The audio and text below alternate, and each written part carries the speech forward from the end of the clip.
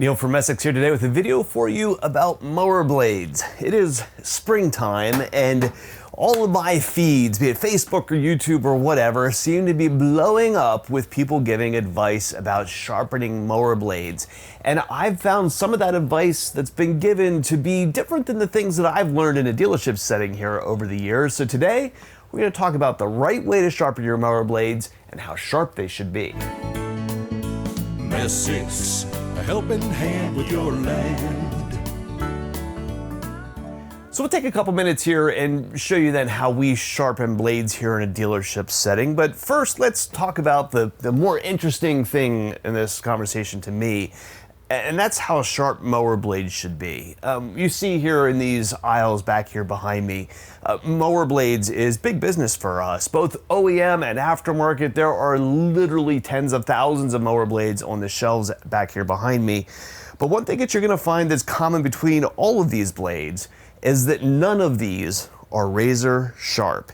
And when I've watched a lot of the other social media that's out here talking about blades, oftentimes you're gonna see people out here running these things across grinders, going at them with hand files, sharpening them down to a razor point. And that's not how blades should be sharpened. And not one of the tens of thousands of blades that are out here on these shelves are anything more than butter knife sharp. If you sit here and you can take the sharp edges on these blades, push your finger against them, you're not going to cut yourself. You're not even gonna worry about cutting yourself because these blades have a point on them, but they don't have a sharp point.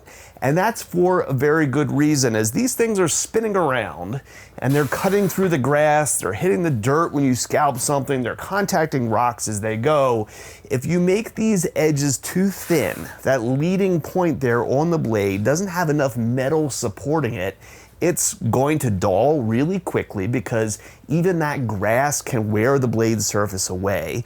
And if you happen to scalp something or you hit something with a rock, a really sharp blade taken down to a fine point is going to break, chip, crack really easily, much more than one that's butter knife sharp and has more metal in that leading edge. So it's really important around here when we're looking at mower blades, these things should not be sharp. I actually saw one person giving advice that even on a brand new blade that's been painted, X-Mark blades that are back in here have red paint on top of them, that you should still take those blades with your hand file and file the paint off because the paint is dulling the blade.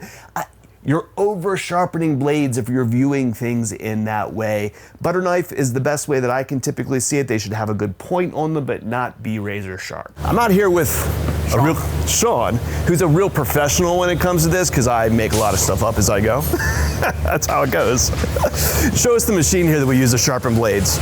So, Oregon blade sharpener, pretty simple, basic, easy to use. On the bottom side down here, this is effectively a belt sander, right? Yes. Mostly with a coarse sandpaper on it? Yep. And then you have a top and a bottom shelf here. What are these used for? So you got a really wavy blade. You can run it across there, get it real nice and flat to start with. And then as soon as you got it flat to your liking, you can drop it down here and get it nice and sharp. You gotta take it nice and easy on it or you'll burn your blades. Because it gets hot as it's running across that sander. And then, okay, so the topper, basically when you say you're using that top, it's more to take out like these stone chips and that kind of stuff where the blade surface isn't straight across. Yeah. And then this actually sharpens. Yeah. Right, you push it back underneath. Yep. Cool. And then you said after this we have to balance the blade? Yeah, so balancing blades, pretty simple. We have a magnetic blade balancer, you just stick the blade to it. So you pull, how did you do this? You pull that out, and then line it up, and then when you push that back, it centers on the pin? So sit it level like that, and it's real heavy to that side. So heavy to this side, so we take more material off there. Take more material off there. Or I drop it on the ground and mess the whole thing up.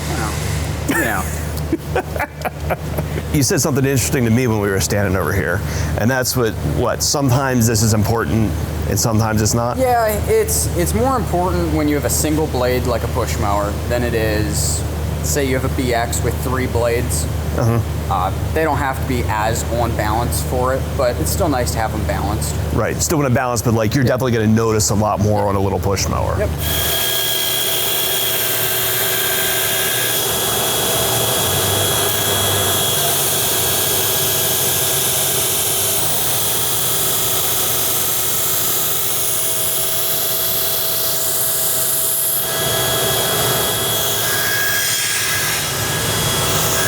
So I have a question. Yep.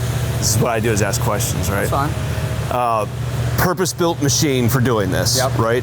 So we have an angle grinder hanging back here on the wall too, I see. Yep. Difference is if you don't have the special machine. Like if you're gonna do this with an angle grinder, you're pretty much gonna put it in a vise and do the same thing with a grinding wheel, basically follow that surface in order to grind it down.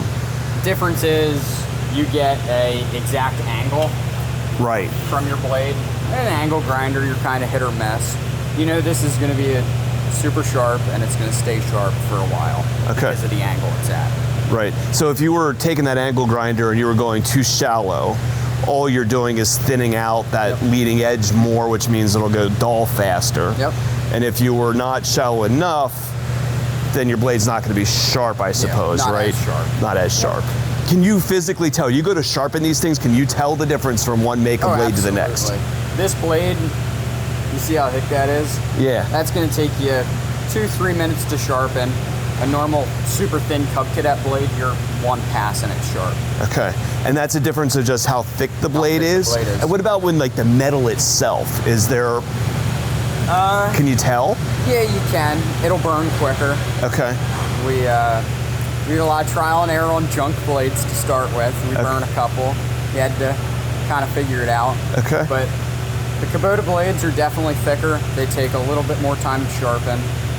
All your other littler blades, push mower blades, compact lawn tractor blades, they're a lot thinner. Yeah. Okay. So a little bit of it, you get what you pay for to a point. Yeah. Yep. Exactly. Yeah, even though big machines have big blades, there's still some whatever. Yep. Cool.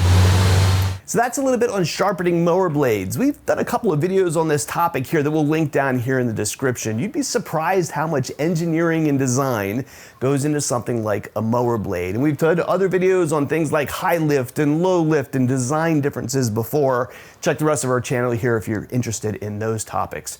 Back behind me here, there is literally tens of thousands of mower blades on these shelves, big and small and all different sizes. We have about 25 different OEMs that we would have their blades here on the shelf, as well as some aftermarket options too that kind of give us some variety to pick from. If you're shopping for maintenance pieces for your equipment, or if you have parts or service needs for a machine you've already got, give us a call at Messick's.